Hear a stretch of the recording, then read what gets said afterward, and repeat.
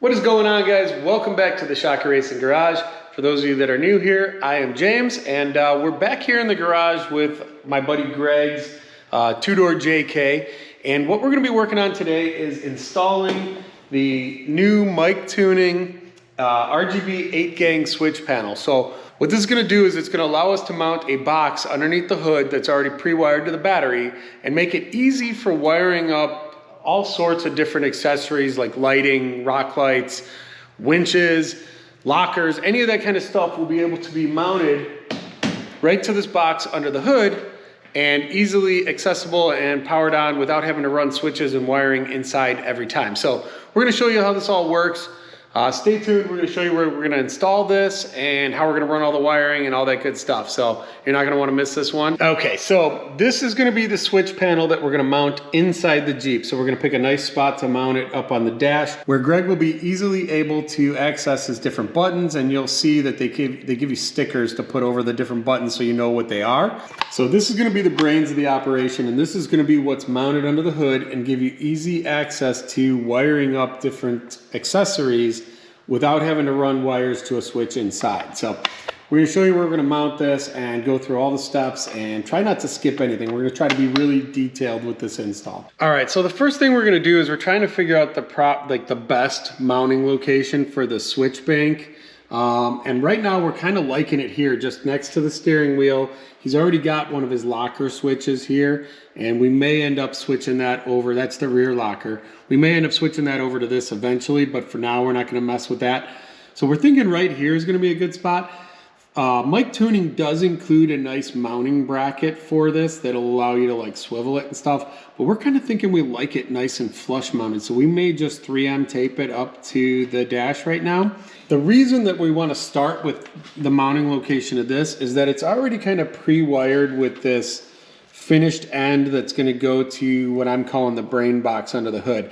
So we want to make sure that they gave us enough extension cable that if we wire it through here, we'll be able to get it through the firewall, across and over to the side where the battery is, where we're planning on mounting the box. All right, so yeah, we're really liking this spot here, and what it's going to allow us to do is once we mount that up there, or actually before, we're going to be able to drill a hole and kind of make one of these speaker holes, show you here, a little bigger so we can push the plug end through, and then you can see where we've already got the locker. This is the locker switch and the wires running down, and you probably won't be able to see it, but straight back through there is basically the hole in the firewall where we're going to be able to come out into the engine bay and run it across. So this is going to work out really nicely. We pre-marked where we wanted to drill the hole to be able to fit the plug through, and we're going to use our step bit to be able to just step through, and there's about, I don't know, 1.5 inches or so behind the grate there, so we've got plenty of room to drill it.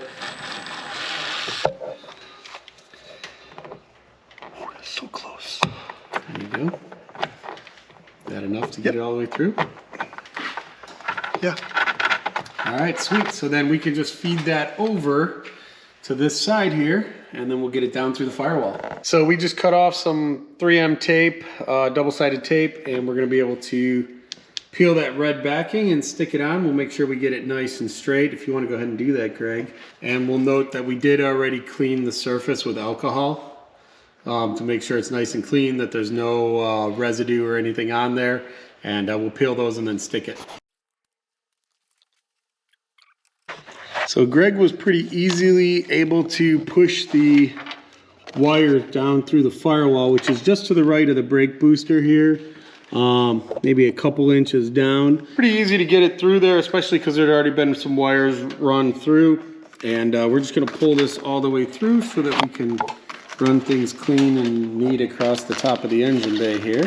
And you got everything run clean and neat underneath here. And yep, it's going to run right along with the other wires. Okay, perfect. And maybe we'll put a little zip tie to hold all these together here, just to clean it up. And then I'll make sure I'm not tangled in anything here.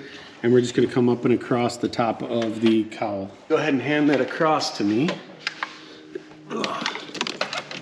And then we'll be able to just take and zip tie this up with the rest of these wires coming across here. I think what we'll do now is we're going to go ahead and get the brain box mounted up here, which we've decided we're going to mount it right on top of the fuse panel for now.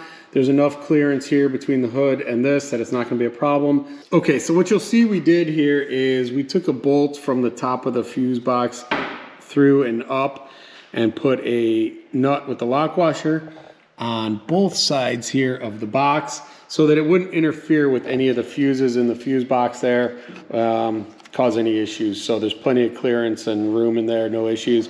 And then basically it's going to be as easy as connecting the switch from inside. Is just going to plug in right there, and then the cover just kind of clips on top, and then you'll be able to run your wires for all your accessories onto either side of this.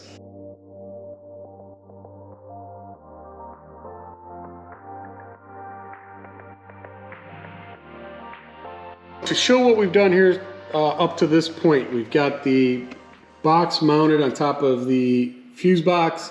We have gone and mounted the negative or the ground cable, and it's going to run out this side towards the back of the Jeep. We kind of tucked it down in here. It's kind of hard to see because there's so many wires, and we grounded it already. You can see that the light is lit up here, so it's already got power. We took the positive, and that runs down into the fuse block. So there's a provided fuse block that comes with the MicTuning switch panel. So that just runs from there down into the fuse block, and we just set this in here. So it's kind of just laying down in there, but it's like the perfect spot for it right now. And coming off of that, then you've got the positive over to the battery, and that is all hooked up. So like I said, this is all wired up and ready to go.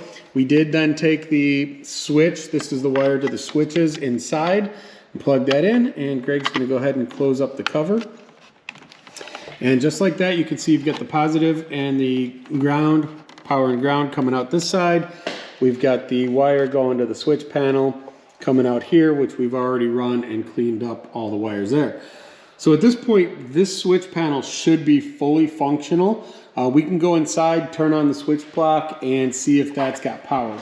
Okay, so coming around to the switch panel, Greg can go ahead and turn the power on. Yeah, so we do have power here. You can see right now it's in the white because it is an RGB switch panel. And then he can go ahead and change the colors to whatever color he wants them to light up as.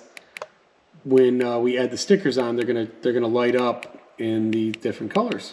Oh yeah, and then there is the dimmable for the LEDs, so they don't have to be super, that's pretty blinding actually at the lightest, so you may want them a little more dimmed.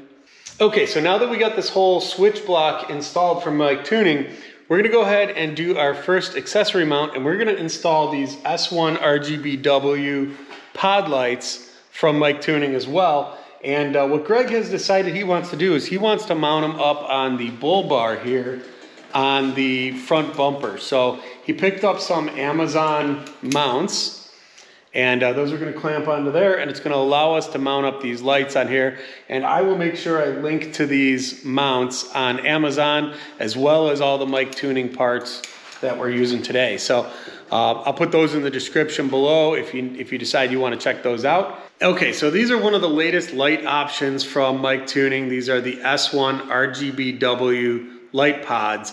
And what's cool about these is they are IP67 waterproof, they're shock proof, pretty nicely designed, they look good, and they're gonna be a good size to go in the bull bar here. But what's really cool about these is, like I said, they're RGBW, which means you're gonna get a nice bright white light output from the center.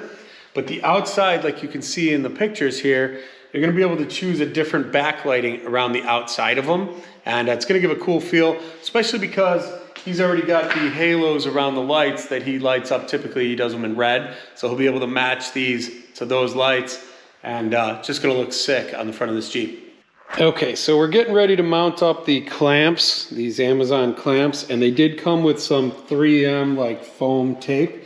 So we picked our spot where we wanted the mounts to be, and we applied that on there. And then what's gonna happen is the mount is gonna get kind of sandwiched over it so that it doesn't damage your bull bar or your mount. And then there's actually like a block that's going to go in there, and we'll lock this down, and we'll be able to mount the light to the backside. Okay, so we got these two started. Now we'll lock in the bottom two and pull that together and clamp it down. So at this point, we're still mounting up the second light here, but we did get the very first light mounted up, which actually mounted up really nicely. And we temped up, just real quickly connected one of the harnesses, this whole wire harness here that came with the lights. And we kind of got it just draped over here. And just to show you real quick, with this 8-pod switch thing, all you have to do is literally just take the power and the ground from this harness. Choose your switch that you want, however many amps. We went to a 10 amp one here, and we got the power and the ground, it's just a little screw, little Phillips screws in there. Just clamp these down on here, and this light is literally all wired up. So to show you what's cool is once you press the button here on that and it lights up, that's how you know it'll be on. And then what's cool is if you go around to the junction box over here, you'll see that there is a light for each one that corresponds. So you'll know when you're trying to, hook them up, which one's powered on at the time when you're doing it. So that's how we were able to figure out which switch is going to be for this one. We powered this on, and we'll go around inside and be able to turn it on. So we tapped into this 10 amp one here. You can see it's lit up, which means that the switch is on.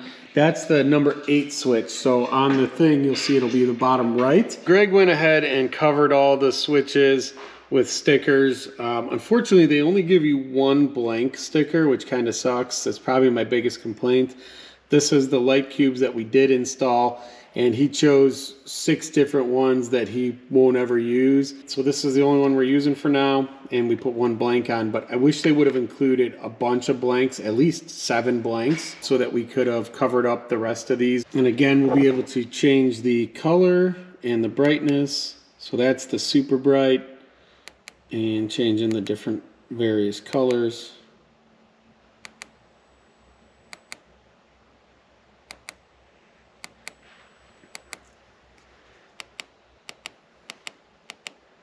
And then you can always power it off. And so the simplicity of being able to hook up wires and things like that once you've got this box mounted under the hood is what makes this thing worth its weight in gold. It's gonna save you a lot of time and effort for future installs of accessories when you can just literally just pick a switch here and connect it to it and be done. We got the MicTuning 8-gang switch panel all wired up. That was super easy to install. Honestly, the hardest part of the install was figuring out where to mount it and actually mounting it up and mounting the switch inside. But other than that, super easy install. And we were able to go ahead and get the S1 light pods installed. These are wired up to switch number 8. Greg, would you go on in and hit that switch, and let's see if we can blind the camera here, because these things are super bright. Yeah.